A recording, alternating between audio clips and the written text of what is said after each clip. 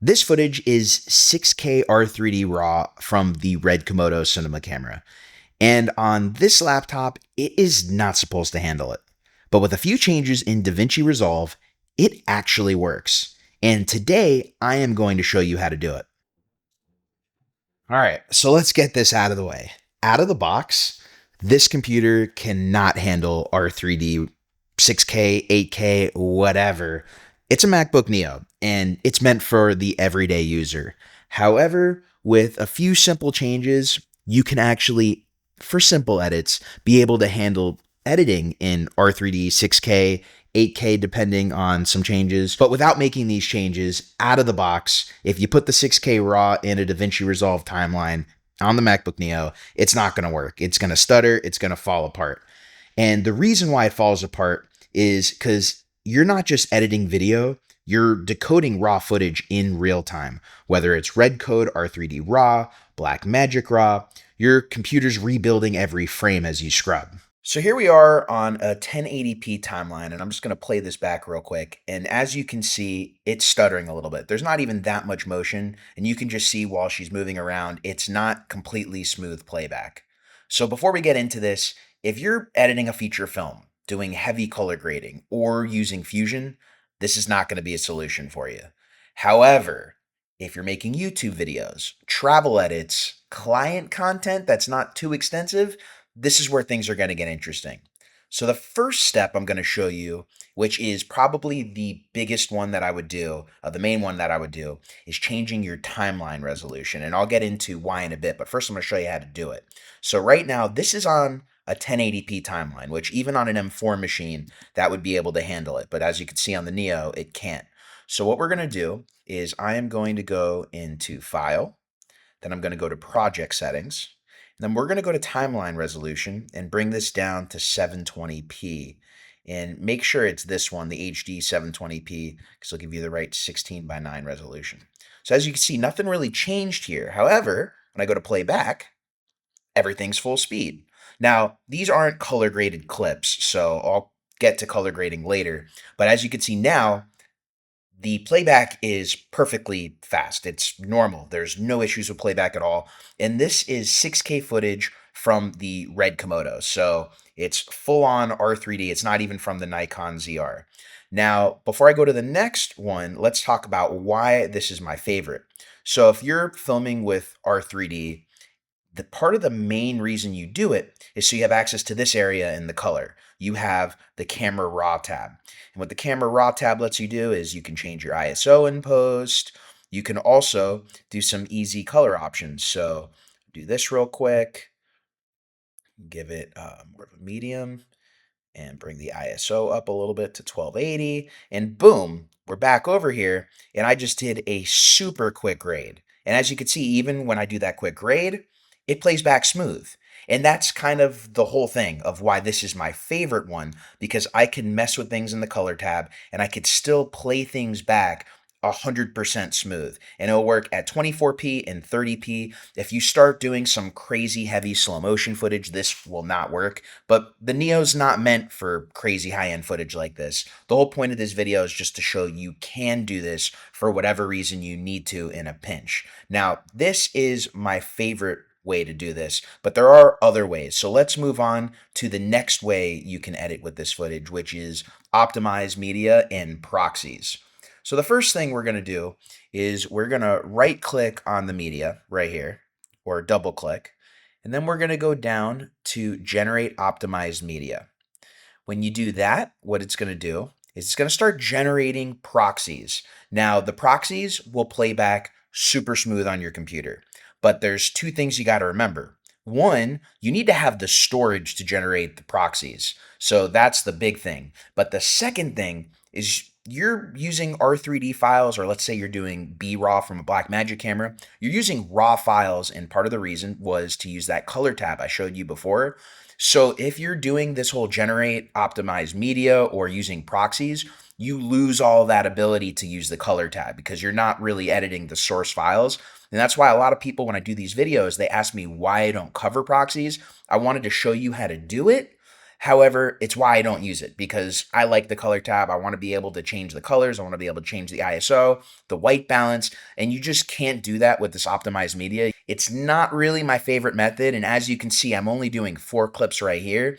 And the whole time I've been talking, it's still going to take a few minutes to do it. And it's kind of chumping up now, but it takes time. So I rather just change the timeline resolution and go from there. But some people want to edit with proxies. I totally get it. Sometimes some cameras like the Blackmagic Cinema Camera 6K, they actually generate proxies for you, so you don't even have to do this whole step. But the Red Komodo does not. The Nikon ZR actually does. So that's a benefit to the Nikon ZR actually over the Red Komodo. But we're sitting here generating optimized media. I'm just going to sit here and I'll fast forward in a second to show you the playback, how it plays back smooth on a 1080p timeline. Okay, so what's funny is when I turned off the screen recording, it did move a little bit quicker, and you could see that we're using proxies up here in the corner. And here is the playback. Not too bad at all.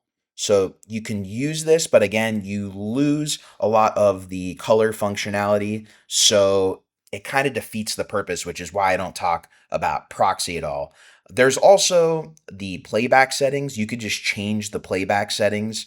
And I personally don't do that. I rather just change the timeline. I've had better experience with that, but you can change the playback settings if you want. Let's say you're still having issues with some of this footage and moving to the 720p timeline, if that's what you want to do, is not working. Well, there's one last step you can do in order to get this raw footage to work a little bit better. So we're going to go, as you just saw, went into the settings, project settings, then we're going to go to camera raw. Then we're going to go to R3D, because that's what we're red, because that's what we're using. And as you can see, it's set to half good. It's actually only set to 10-bit, which is good because we need it actually less, not than 10-bit, but we need the half res good. We need to bring that to like 1/8 if you're running into issues.